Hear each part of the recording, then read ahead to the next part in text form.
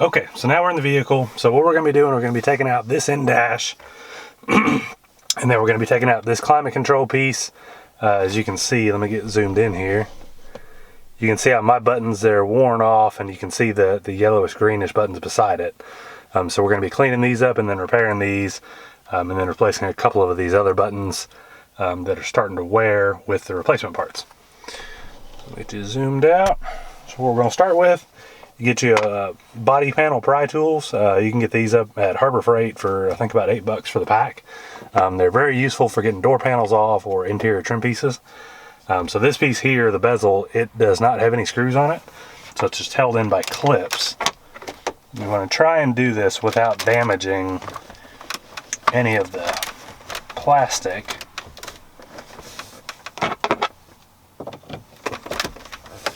We're just going to work our tool in behind it.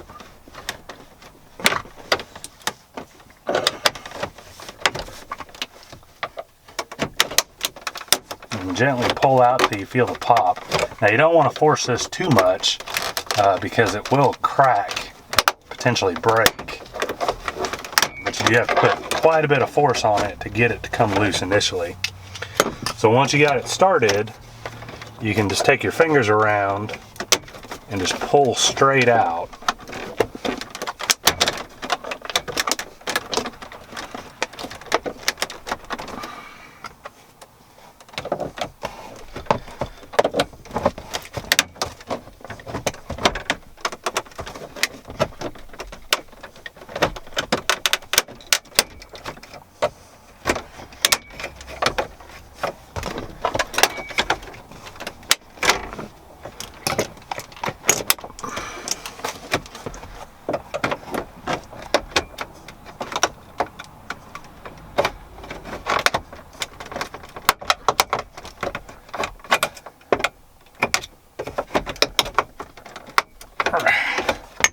Well, that one doesn't want to come off.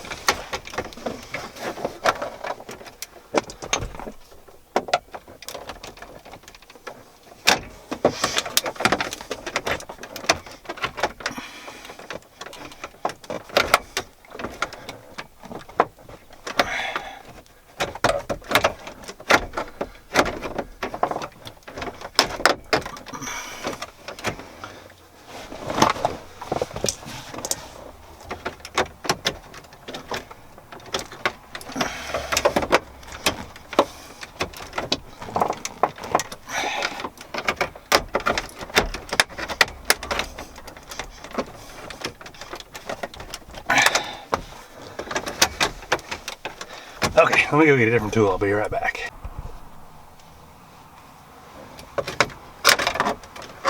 Okay, when in doubt, get a bigger pry tool. So now that we got the bezel off, it's going to expose these screws here. So I use a little impact driver, 8mm socket.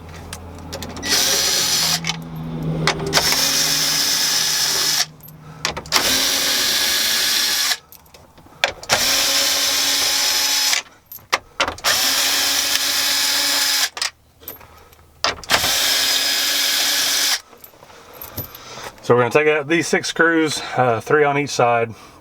So one thing to note about these Chevrolets, these 3 pieces, both the radio, the climate control, and then this little piece down here, they all kind of stack into each other and kind of like a tongue and groove.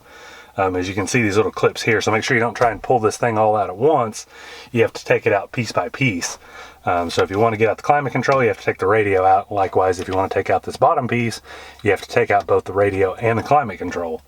If you break these little tabs, it will mess up the alignment, and then you'll get uneven gaps in between your panels. Oh, I lied. It starts at the bottom, not at the top.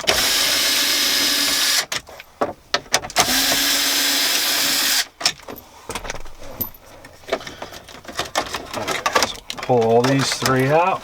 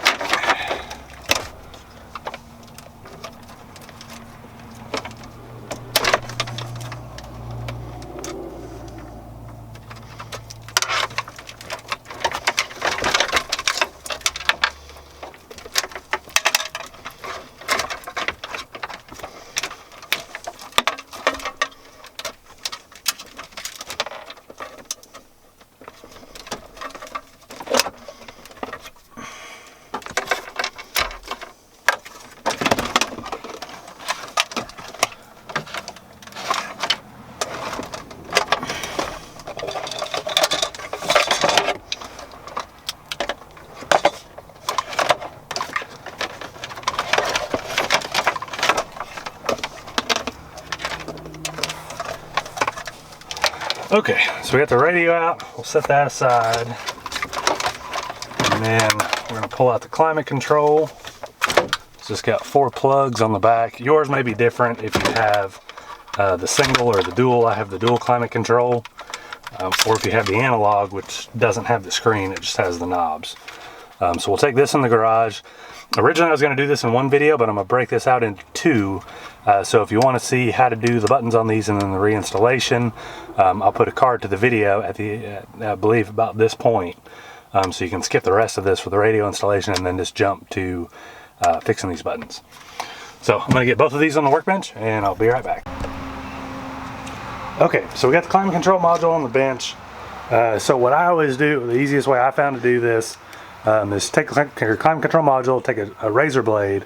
You really don't want one that's brand new. You want one that's kind of been used a little bit so it doesn't dig too much into the plastic. But you're going to take the climate control in your hand, take your razor blade, make sure to cut away from your fingers, and you're just going to scrape the surface to expose the green button underneath. And you'll notice it just kind of flakes away when you're scraping it. As I said, you don't want to go too deep and gouge the plastic. You just want to chip off the black coating that's on there, the existing silk screen. And if you dig too deep and you dig into the plastic, when you put the repair sticker over it, you'll see the kind of indentation marks in there and it won't look very good. So I'm going to go ahead and get this all stripped out and then I'll be right back. Okay, so I got most of it off. All the rest of these buttons look pretty good. I don't see any chips or wear marks on them. So I'm just going to be doing these 4. So what you'll notice when you're scraping this stuff off is some of it will chip off real easy and some of it you really have to work at. So what that is this film coating that's on here, the silk screening, once it gets a little chip, it'll get some air underneath it. And just like with paint, automotive paint or any other type of paint, once it gets air underneath it, it'll start oxidizing the metal underneath and it'll start lifting off whatever coating is on top of it. So some of it will come off real easy and just kind of flake off. Some of it you really have to work at. The stuff that you have to work at, I always leave that behind because you really have to work at it with a razor blade to get that off, and then you run the risk of putting deep gouges in the plastic that you'll see. Leaving just a little bit of coating here and there, you won't be able to see that under the new stickers that go over it. So once you got it cleaned off pretty well, get you a paper towel, get you some alcohol. This is just regular isopropyl alcohol, nothing special. And you just want to lightly run it over it. And some of the remaining flakes of the silk screening that was on there will come off on your paper towel.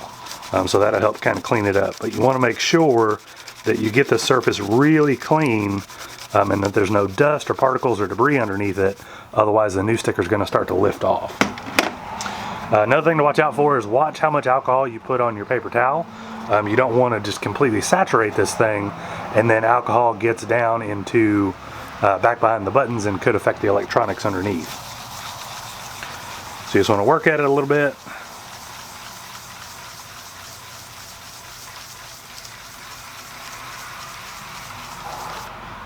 As you can see, a lot of the remaining silk screen that was on there is already starting to come off. So I'll just work at it just a little bit more.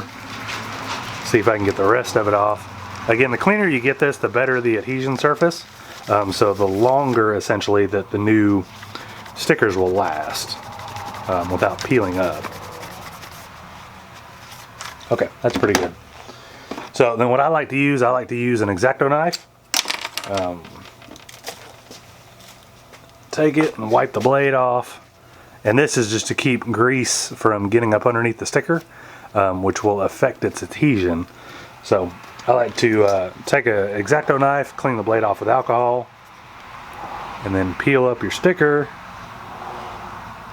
and then grab it with the X-Acto knife.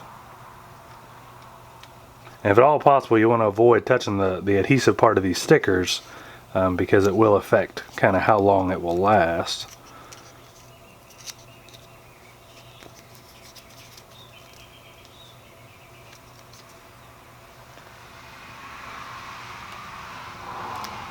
And then slide your knife underneath it and then pull it off on your knife. And then this will give you a real nice surface to be able to position these in. And I grabbed the wrong sticker.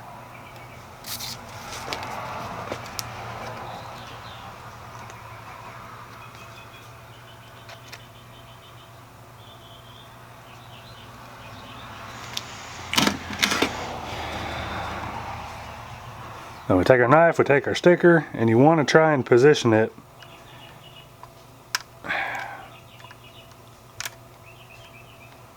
just perfect.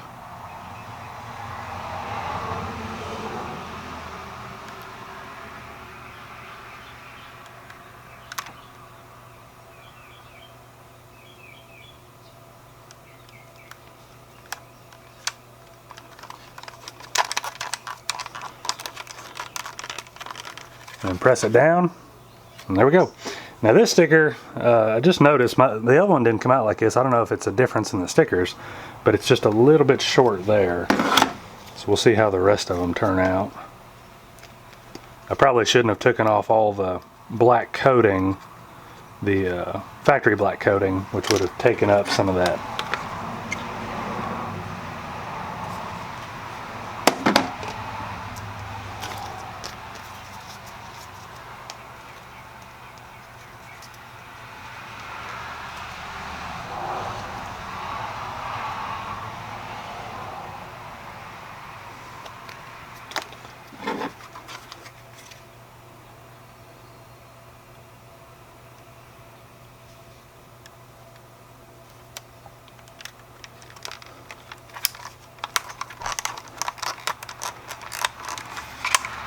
Okay, so I'm going to continue working this around and I'll be right back.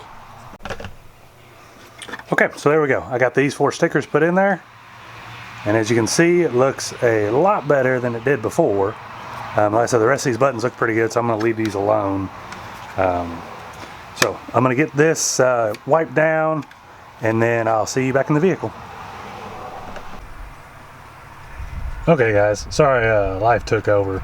So the Pioneer deck that I was going to put in here didn't work out. I had some issues with steering wheel controls that I couldn't get fixed. So I went back to my Kenwood, and then here's the finished installation on the climate control repair.